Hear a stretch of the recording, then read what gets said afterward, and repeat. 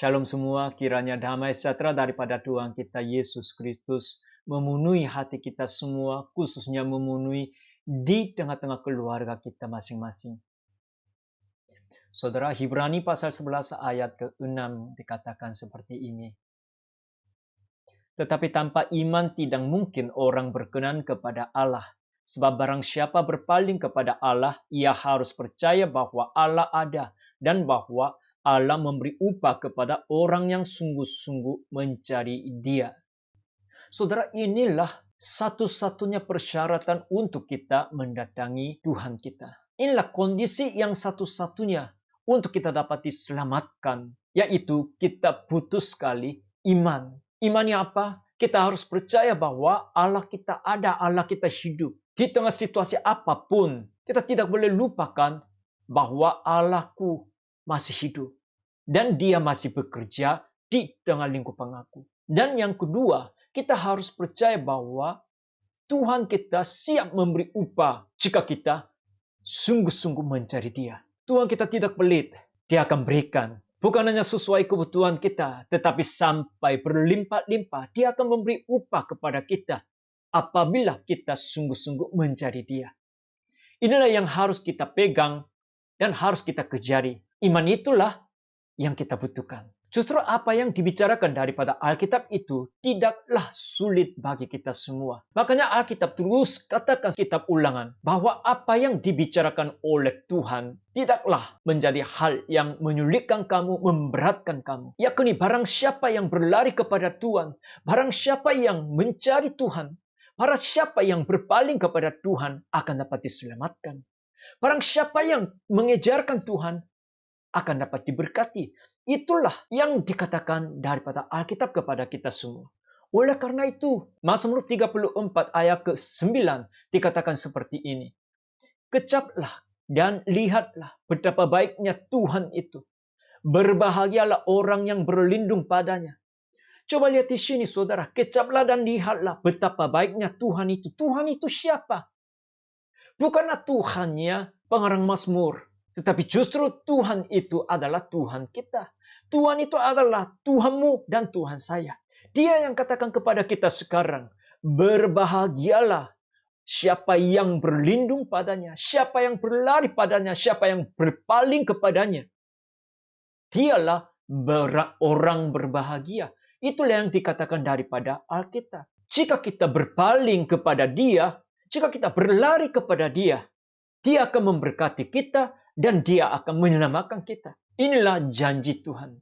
Alkitab janjikan barang siapa, apakah dia orang Israel, apakah dia orang Yahudi atau non-Yahudi, tidak jadi masalah. Apakah dia orang kaya ataukah kita orang miskin, tidak jadi masalah.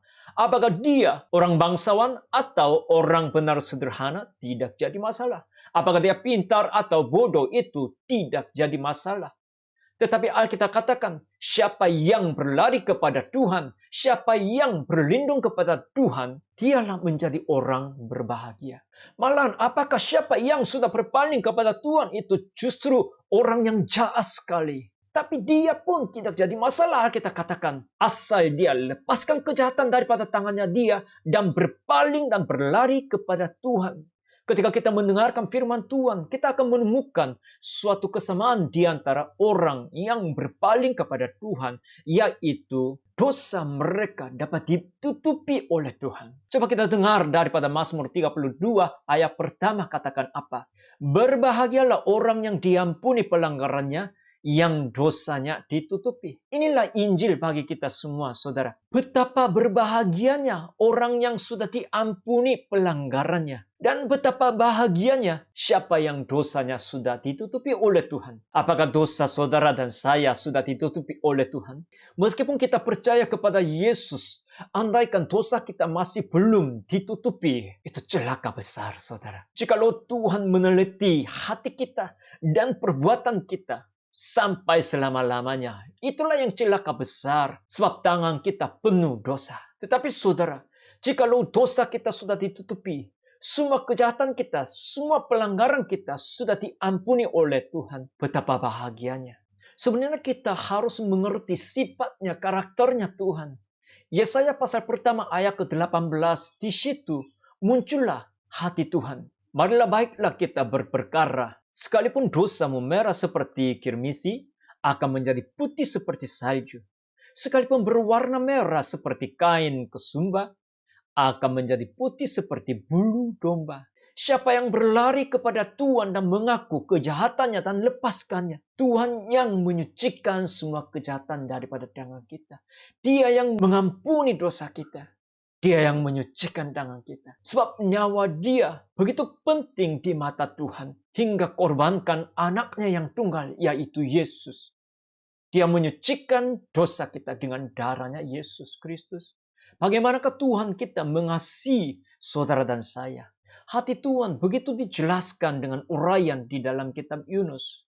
Ketika Yunus duduk sambil mengharapkan seluruh penduduk jiwa di dalam kota Niniwe dibinasakan akibat dosa mereka, waktu itu Tuhan katakan kepada Yunus, bagaimana tidak aku akan sayang kepada Niniwe, kota yang besar itu, yang berpenduduk lebih dari 120.000 orang, yang semuanya tak tahu membedakan tangan kanan dari tangan kiri, dengan ternaknya yang banyak.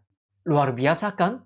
Bagi Tuhan, meskipun orang Niniwe begitu jahat, tapi nyawa mereka begitu penting di mata Tuhan. Bukan hanya mereka saja, tetapi semua ternakan yang mereka miliki juga. Tidak ada satu orang pun yang tidak dianggap penting di mata Tuhan. Kita harus mengerti sifat Tuhan. Kita harus mengerti hati Tuhan. Tentang sukacita Tuhan itu, Alkitab ceritakan di dalam Lukas pasal 15 ayat ke-7. Seperti ini, aku berkata kepadamu, demikianlah juga akan ada sukacita di sorga karena satu orang berdosa yang bertobat, lebih daripada sukacita karena 99 orang benar yang tidak memerlukan pertobatan. Bisa mengerti saudara? Sudah ada 99 orang yang sudah bertobat. Ini sudah dianggap orang benar. Enggak usah mereka bertobat kembali lagi. Cuma sekarang satu orang yang butuh bertobatannya. Namun demikian, ketika orang yang jahat itu bertobat kepada Tuhan, ketika orang itu berlari kepada Tuhan, waktu itu terjadilah penuh sukacita di tengah-tengah sorga. Luar biasa. Kenapa? Karena anaknya dia yang ditindas dengan penyakitnya, dengan kejahatannya, dengan dosanya, bahkan dengan penuh kutuknya sampai hari ini. Sekarang sudah jadi saatnya untuk melepaskan semua kutuk itu. Melainkan terbukalah jalan bagi dia, yaitu jalan yang baru, jalan yang berkat, jalan yang mendatangkan janji yang baru bagi dia. Akhir-akhir ini termasuk saya, kita orang tua begitu dapat stres gara-gara anak-anak kita yang sering main game sepanjang hari kan. Apalagi gara-gara pandemi corona. Anak-anak tidak ke sekolah, tetapi pakai online semua. Maka pakai HP sepanjang hari dan main game terus. Kita begitu menunggu anak-anak kita lepaskan. Tapi tahukah saudara, Tuhan kita lebih menunggu kita bertobat. Lebih menunggu kita berpaling kepadanya. Daripada orang tua begitu menunggu anak-anak jadi bebas daripada main game. Kenapa? Karena kecanduan main game hanya soal apakah dia nanti bisa dapat pekerjaan atau tidak. Tapi soal dosa, soal pelanggaran itu mempengaruhi hidup yang kekal. Mempengaruhi sampai jiwa dan roh kita, bahkan sampai selama-lamanya. Makanya Bapa di surga begitu menantikan dengan penuh kesabaran sampai anak-anaknya berpaling kepadanya, sampai mencari dia dengan sungguh-sungguh, supaya mau membuka jalan yang baru, supaya mau memberikan hidup yang baru. Saudara-saudara, kita harus bertobat, benar bertobat, jangan hanya asal percaya kepada Yesus, dan dengan sebelah tangan masih berbuat dosa, masih berbuat kejahatan. Dengarlah apa yang dikatakan daripada Alkitab. Tidak semua bangsa Israel dapat diberkati, tapi hanya orang yang benar bertobat dengan sungguh-sungguh. Kita pun harus begitu. Harus bertobat daripada kebiasaan yang jorok. Kebiasaan yang buruk yang kemarin. Dan kita harus katakan kepada Tuhan. Sampai teriak pun, Tuhan tolong selamatkan aku. Tuhan tolong bukakan jalan yang baru bagiku. Maka Tuhan kita ampuni kita. Meskipun 70 kali. 7 kali. Bila kita minta tolong, bila kita bertobat di hadapan dia, dia menyucikan kita, mengampuni kita. Dan terimalah kita sebagai anaknya dia sendiri. Dan dia mau memihak orang itu. Ketika kita benar dengan serius berbalik kepada Tuhan, di situ kita akan mengalami satu hal yang baru, yaitu Tuhan menjadi pihak kita. Roma pasal 9 ayat ke-13 katakan seperti ini. Seperti ada tertulis, aku mengasihi Yakub, tetapi membenci Esau. Apa karena Esau jahatin Tuhan? Tidak. Janganlah saudara anggap aja ini pilih kasih. Tuhan tidak adil. Saudara-saudara, standar Tuhan begitu jauh beda dengan standar kita manusia. Enggak usah kita memboroskan waktu dan energi untuk mengukur hati Tuhan dengan ukuran kita manusia. Sebab Tuhan memberkati kita manusia sesuai dengan hukumnya dia. Hukumnya kerajaan Allah sendiri. Barang siapa yang berpaling kepada Tuhan, barang siapa yang benar bertobat, barang siapa yang benar lepaskan kejahatan daripada tangannya dia, Tuhan membuka jalan untuk memberkati dia. Meskipun dia dilihatnya masih kurang, masih lemah, masih jelek, masih malas, masih bodoh. Tapi Tuhan semesta alam rela memihak dia. Maka di dalam Ibrani katakan seperti ini. Sebab itu dengan yakin kita dapat berkata, Tuhan adalah penolongku. Aku tidak akan takut. Apakah yang dapat dilakukan manusia terhadap aku? Saudara-saudara, jikalau Tuhan semesta alam memihak kita, kita akan melihat hal-hal yang luar biasa. Alkitab membuktikan terus kepada kita. Coba kita simak apa yang terjadi. Secara manusiawi, jumlah bangsa Israel tidak bisa dibandingkan dengan jumlahnya pasukan Mesir. Tidak mungkin bangsa Israel ini mengalahkan pasukan Mesir yang begitu kuat. Tetapi apakah yang sudah terjadi bagi mereka? Pasukan yang besar, pasukan yang kuat, yang sedang mengejarkan bangsa Israel, mereka binasalah di tengah-tengah laut. Bukan dengan panah, bukan dengan tembakan, tetapi karena tangan Tuhan.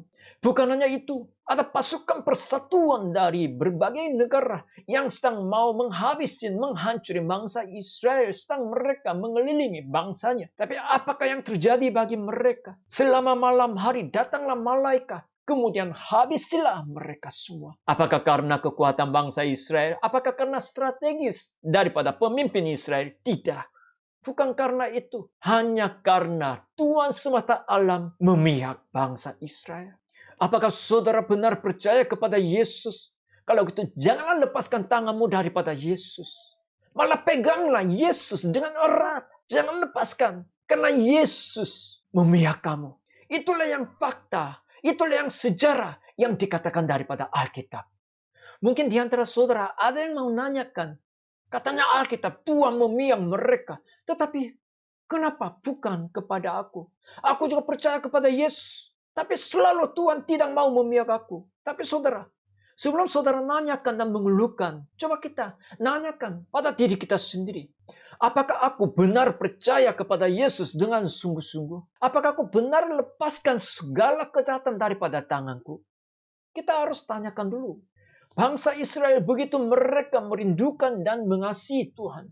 Dan mereka asik dan semangat untuk menyembah Tuhan. Serta berbagai pengorbanannya. Tetapi Alkitab katakan kepada bangsa Israel bahwa tangan mereka masih penuh dengan darah orang yang lain. Apa artinya? Masih ada kejahatan di dalam tangannya mereka. Mereka tidak mau lepaskan kejahatan daripada perbuatan mereka. Sebelum kita mengeluhkan kepada Tuhan, terlebih dahulu harus kita berbalik daripada nafsu dosa, nafsu kejahatan. Sebab kita tidak mungkin melayani Tuhan dan melayani si jahat. Alkitab terus menanyakan kepada kita, apakah Allah atau apakah Baal? Pilihlah salah satunya. Kita mau melayani siapa? Kita mau mengasihi siapa? Kita mau menyembah siapa? Allah kita atau Baal, si jahat. Kepada siapa berani lepaskan semua kejahatan daripada tangan dia untuk mengikuti Tuhan, akan diberikan kekuatan yang baru melalui Roh Kudus sampai selama-lamanya. Bukan hanya hari ini saja Tuhan berikan, tetapi sampai kita memasuki kerajaan Allah, Tuhan memberikan kekuatan yang baru supaya kita melepaskan kejahatan hari demi hari ketika kita benar bertobat dengan sungguh-sungguh. Dan sebelum kita mengeluhkan kepada Tuhan, ada satu hal lagi yang harus kita nanyakan kepada diri kita sendiri. Apakah kita pernah membuang segala yang kita miliki demi nama Tuhan? Termasuk keluarga, termasuk semua tanah, rumah yang kita miliki. Markus pasal 10 katakan seperti ini. Aku berkata kepadamu, sesungguhnya setiap orang yang karena aku dan karena Injil meninggalkan rumahnya, saudaranya laki-laki atau saudaranya perempuan, ibunya atau bapaknya, anak-anaknya atau ladangnya. Orang itu sekarang pada masa ini juga akan menerima kembali 100 kali lipat. Rumah, saudara laki-laki, saudara perempuan, ibu, anak dan ladang. Sekalipun disertai berbagai penganiayaan, dan pada zaman yang akan datang, ia akan menerima hidup yang kekal. Setiap orang yang sudah meninggalkan segala yang dia miliki demi nama Tuhan, demi nama Injil, dia akan terima bukan hanya hidup yang kekal saja setelah meninggal dunia, tetapi sebelum meninggal dunia juga akan dapat diberikan 100 kali lipat ganda. Tapi berapa orangkah di antara kita yang mau meninggalkan semua yang kita miliki demi nama Tuhan? Berapa orangkah di antara kita, orang Kristen di atas seluruh muka bumi ini, yang pernah menyerahkan dan mengorbankan yang dia miliki demi nama Injil, demi nama Tuhan? Kita fokus kalau kita korbankan ini tidak akan dikembalikan. Ini hangus, sia-sia. Malah kita merasa takut. Gara-gara kita percaya kepada Yesus, apakah kita hilang semua atau tidak? Ekonomi saya jadi kurang, penghasilan saya akan dipotong gara-gara persembahan. Rasul Paulus katakan, setelah dia menerima Yesus sebagai juru selamatnya dia anggap aja semua yang dia miliki ini adalah sampah. Kalau dalam versi lain dikatakan kotoran manusia. Paulus anggap aja semua yang dia miliki, kepintaran dia, filsafatnya dia, harta bendanya dia, sepertinya kotoran manusia. Tapi saudara, coba kita simak dengan baik-baik. Meskipun Rasul Paulus dipenjarakan di Roma kemudian dipenggal. Namun demikian kita harus simak apa yang diberikan daripada Tuhan bagi khusus Rasul Paulus. Menurut Roma pasal 16 ayat pertama sampai ke-13. Saya tidak akan bacakan. Tapi di bagian situ muncullah beberapa orang, beberapa nama-nama. Ketika kita menemukan nama-nama di situ, kita lewatin saja, biasanya memang begitu kan? Karena tidak ada kalimat yang penting dan yang jadi arti bagi kita orang Kristen. Hanya kelihatannya hanya sapaan saja, kasih salam saja melalui surat. Tapi bukan demikian. Justru nama-nama yang muncul di dalam pasal 16 itu ada arti yang besar.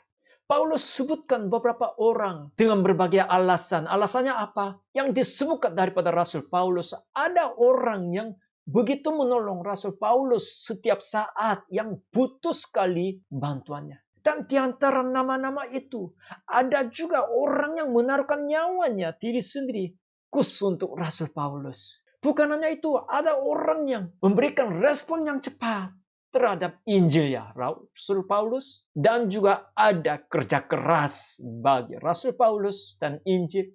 Ada orang juga tidak mengkhianati Paulus, melainkan malah dia mengikuti Rasul Paulus sampai ke dalam penjara dan menemani Paulus. Dan juga ada orang yang begitu mengasihi Rasul Paulus dan ada rekan-rekan yang akrab. Bukan hanya itu, ada satu orang ibu, dia melakukan segala hal yang baik bagi Rasul Paulus seolah-olah dia jadi mamanya sendiri. Dan selain Roma pasal 16 di Galatia juga, di situ muncullah jemaat Galatia. Mereka siap untuk mencungkil matanya bagi Rasul Paulus yang sedang menderita penyakit mata. Mereka mau menggantikan matanya Rasul Paulus.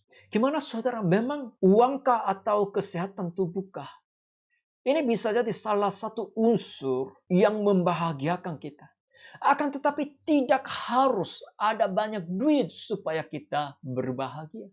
Tidak harus kita jadi kaya supaya kita berbahagia. Apakah kita punya satu orang pun yang mau menaruhkan nyawanya dia untuk kita diri sendiri?